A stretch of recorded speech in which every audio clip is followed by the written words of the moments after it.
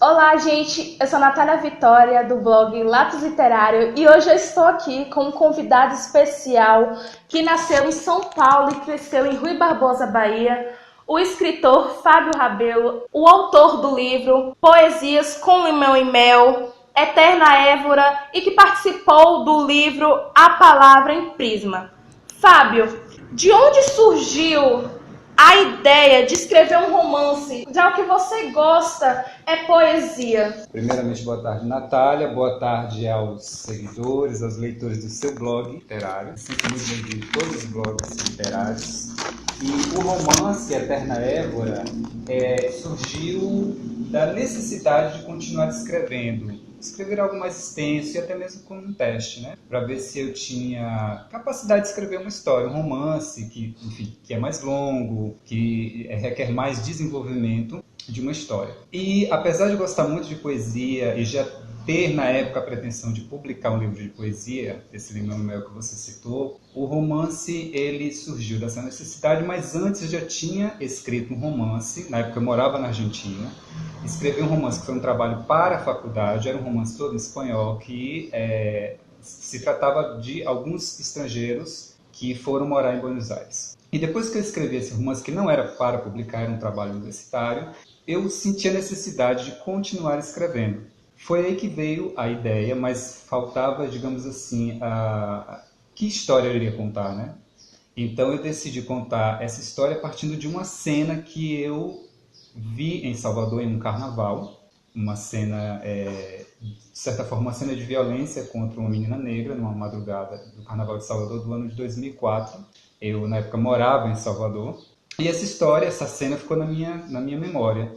E eu pensei, então, por que não aproveitar aquela história e somar a ela a ficção e contar essa história, que é da Évora, que é uma menina de Cachoeira, aqui no estado da Bahia, né, uma cidade próxima a Salvador, e a família dela toda veio da África. Então eu começo a contar a história dela desde a Nigéria, de onde veio mãe, bisavó, tataravó, toda a família. Na verdade, sim, o livro ele é narrado por um personagem que o leitor vai também descobrir a história desse personagem que narra a história da Évora. Então, o leitor vai acabar encontrando duas histórias em um único livro. E também tem muito também de história do Brasil, porque inevitavelmente ao falar de África, a gente fala da nossa formação enquanto povo brasileiro. Como eu estudei história, estudei cultura, língua e civilização africana no CEAL, que é um instituto que pertence à UFBA. Enfim, eu quis colocar também muitas questões de preconceito, por isso que tem muitos personagens que vão aparecendo no decorrer da história, e cada um tem sua própria história com algo particular, mesmo sendo personagens secundários. E então está aqui Eterna Évora, que pode ser adquirida, aproveitando já diretamente no site da editora, que é www.editoramultifoco.com.br, ou comigo através do Facebook, enfim, quem tem os meus contatos aí, sempre vendo também diretamente nos eventos onde participo. Inclusive, todas as redes sociais dele vai estar aqui embaixo na descrição, e também as minhas redes sociais também, tá bom, gente? Fábio, ao ler seu livro Poesia com Limão e Mel, pude perceber que não foi publicado por uma editora. Por qual motivo você escolheu por si só editá-lo, e por que esse nome Com Limão e Mel? Primeiramente, vou te responder a questão da decisão que a gente chama de autopublicação. Eu decidi autopublicar-me, por assim dizer, e agora eu pego Limão e Mel e mostro para vocês. Eu decidi porque eu queria fazer um livro que fosse acessível, né, que o custo fosse o mais baixo possível, porque poesia no Brasil vende pouco. E se a gente ainda colocar um preço que muitas vezes editoras cobram, e é legítimo também que cobrem, porque tem um trabalho de ilustração, de correção, de diagramação, de impressão. Então a gente não pode esquecer que o livro é um produto, né, então assim, a editora ela cobra o preço que ela tenha também um lucro, que eu acho legítimo. Trabalho. Exatamente. Mas eu queria o preço mais baixo possível, então assim, o livro ele é meio até artesanal, eu elaborei tudo e enfim, apenas mandei para a impressão. E faço tiragens de acordo com as minhas necessidades. E posso vender com o mesmo custo que eu pago por impressão de capa na gráfica. Já no caso de uma editora, a gente não pode influenciar na questão do custo. Isso até está nas cláusulas de um contrato com a editora. Assim, eu posso opinar em relação à capa, como eu quero, uma série de coisas. Fonte, cores, ilustrações, não ilustrações, enfim, mas em relação ao preço, não. Em relação ao nome, Poesias com Limão e Mel, porque a poesia, quando eu leio poesia, muito antes até de publicar, eu sempre fui um leitor de poesias, eu via que a gente vai encontrar, assim, vários temas dentro da poesia. E tem aquelas poesias que eu considerava, que eu separava, aquelas mais ácidas, e aquelas mais doces, né? Metaforicamente falando assim, porque são poesias que, por exemplo, poesias de contemplação, poesias que falam de algo bonito, essas eu selecionava como poesias, até quer dizer, melosas, ou doces, ou leves, e aquelas mais críticas, de protesto, as poesias que falam das dores, são as mais ácidas. E eu me lembrava que a gente, para se curar muitas vezes de uma gripe, de um mal-estar, a gente toma algum medicamento, né, algum chá com limão e mel. Então esse lance agridoce, eu quis colocar, de alguma maneira, buscar um nome que pudesse remeter a essa, digamos, essa dualidade da poesia. Por isso que eu escolhi. E agreguei 100 contraindicações, que eu sempre digo, que todo mundo pode ler. Quem está com zika, gestante, idoso, quem está com diabetes, pressão alta, enfim, é um livro que todo mundo pode ler. Eu faço questão sempre de ressaltar, 100 contraindicações. Então as poesias mais ácidas tá pro limão. Isso. E as mais doces tá pro mel. Exatamente, ele é dividido em duas partes. Ele tem a primeira parte, que é a parte limão, e depois vem a segunda parte, que é mel. São poesias que eu escrevi durante o ano 2004 ao ano 2014. Então, eu fiz essa autopublicação. Esse sim, só pode adquirir diretamente comigo, porque ele não tem nenhuma editora ainda e não está em nenhuma livraria. O livro A Palavra em Prisma possui poemas de vários autores, e um desses poemas é o seu. Por qual motivo neste livro possui poemas e biografias de diversos autores? Certo, vou explicar. Esse livro aqui, este livro que é o Palavra em Prisma, em verdade ele é resultado de um projeto do grupo Palavra em Prisma, que é um grupo editorial e que seleciona, através de concursos literários, poemas e contos em todo o Brasil, inclusive no exterior, a depender do concurso. Já existe há alguns anos. E a ideia desse projeto é selecionar novos autores em todo o Brasil. E também trazer, né, autores estrangeiros de contos e de poesia para que a gente conheça. Pessoas que muitas vezes nunca publicaram nada, pessoas que publicam na internet, nos seus blogs, nas suas redes sociais, e que eles consideram uma poesia de qualidade e que merece ser difundida no país. Então, aqui dentro eu tenho 2 poemas, que também estão neste livro, né, que é Álbum de Casamento e Aos Obreiros. Então, foram 2 poemas selecionados, dentre os que eu enviei na época para participar desse projeto, e eles gostaram, e aqui estou juntamente com vários outros poetas contemporâneos do Brasil. É um projeto muito bonito, um livro de excelente qualidade, poemas muito bonitos, e você vai encontrar inclusive poetas de várias idades, o que é interessante também e importante. Fábio, você sabe que eu venho acompanhando a sua carreira recentemente. E durante esse acompanhamento, já participei de várias palestras e oficinas em que você era o palestrante. Nos conte um pouco como começou essa ideia de dar palestra, qual é o seu motivo, qual é o seu maior foco nessas oficinas? Eu não diria que são palestras, senão que introduções, antes das apresentações que eu faço, que podemos chamar também de pequenas palestras. São palestras, muitas vezes, solicitadas por quem me convida, por exemplo, para centros de tratamento de dependentes químicos ou algum projeto que trabalhe com crianças, adolescentes e adultos em situação de risco, situação de muita violência.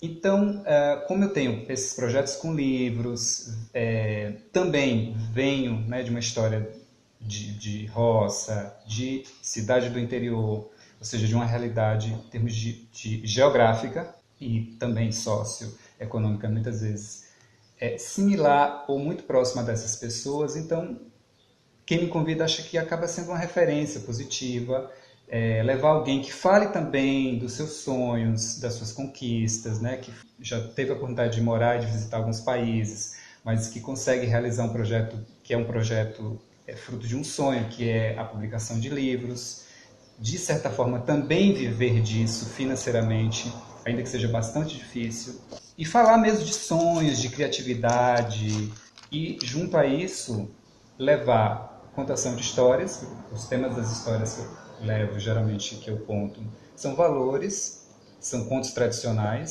sobretudo brasileiros, e trabalho bastante com poesia que nos estimula a refletir e combater todo tipo de preconceito, já que eu trabalho muito com pessoas em situação de risco e de violência, né? Eu achei interessante você dizer que você trabalha nessas oficinas e as pessoas que assistem são dependentes químicos, são drogados. E assim, eu achei interessante porque algumas pessoas dizem que o esporte é um modo de tirar essas pessoas das drogas e incentivá-los a eles saírem. E aí a leitura em si também é um modo de incentivar as pessoas a deixarem as drogas, a seguir a sua vida sem elas. Então achei muito interessante você ressaltar isso. Exatamente, porque assim, por exemplo, já as oficinas que eu faço, eu tenho 2 oficinas, que é contação de histórias para educadores e adultos de modo geral, e de poesia, que é a partir dos 10 anos. No caso da contação, é justamente compartilhar com outros educadores, com outros colegas que de alguma maneira contam histórias. Já na parte de poesia, aí sim vem o estímulo, porque a minha oficina de poesia ela passa por 4 etapas. Eu apresento a poesia de uma maneira fácil, clara, que todo mundo pode entender, dou exemplos, levo vídeos.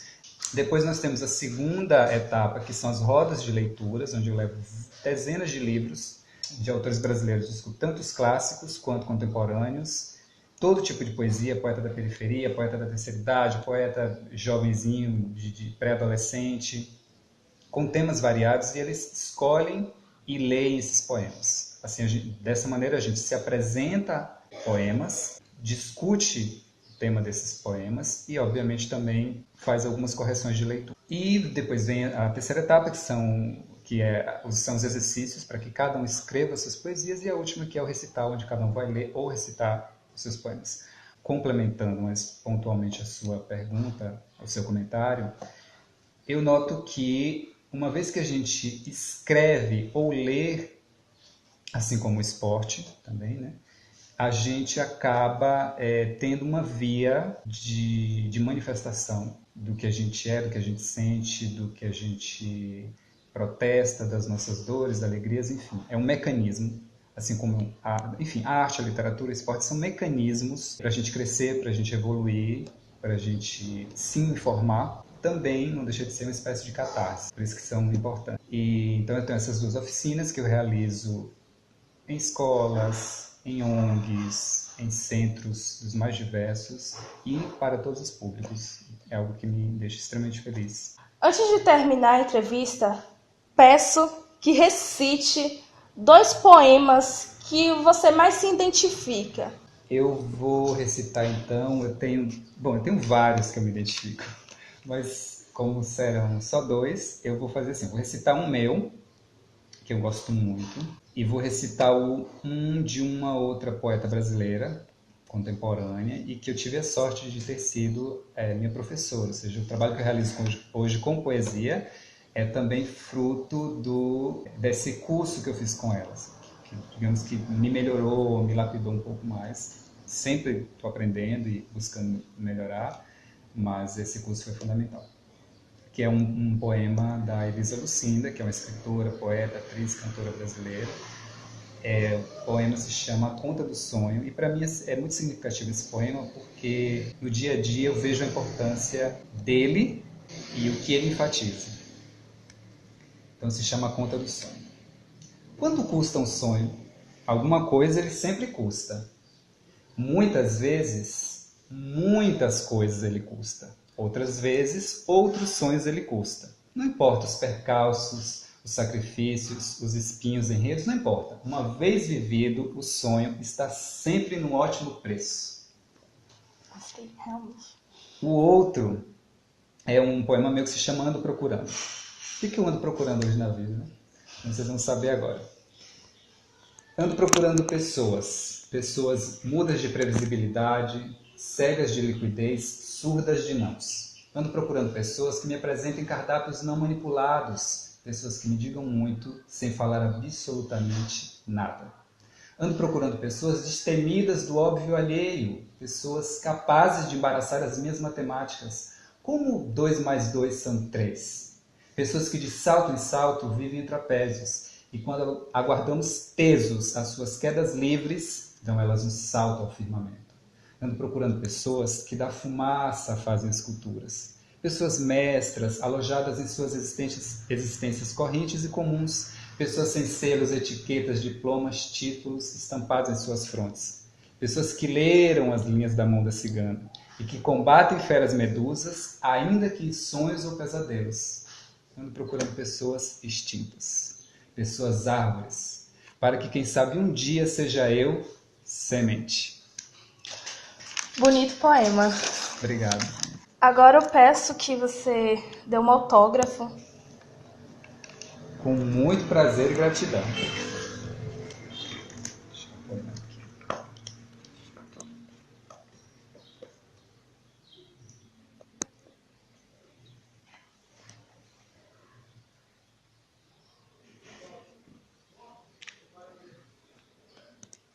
Prontinho.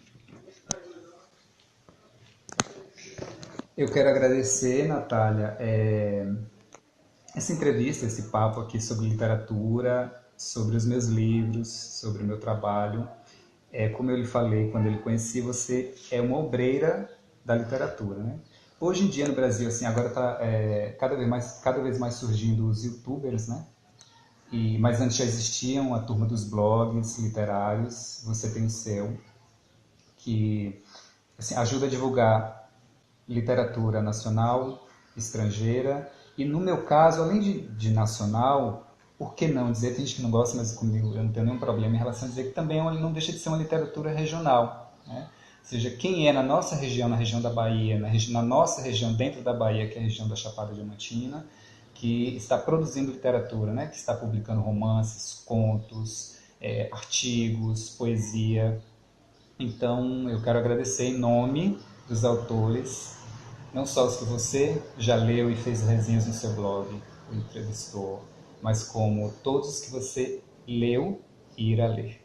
E, claro, não posso deixar de agradecer por ser a minha mais nova leitora também.